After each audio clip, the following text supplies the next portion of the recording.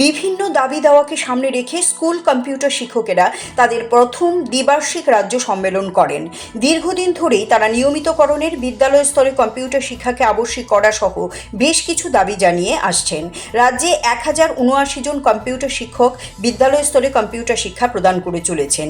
এই শিক্ষকেরা এখনও নিয়মিত হননি। অবিলম্বে স্কুল কম্পিউটার শিক্ষকদের নিয়মিতকরণ সহ বিভিন্ন দাবির ভিত্তিতে বৃহস্পতিবার অল ত্রিপুরা স্কুল কম্পিউটার শিক্ষক সংঘ প্রথম দ্বিবার্ষিক সম্মেলন করে।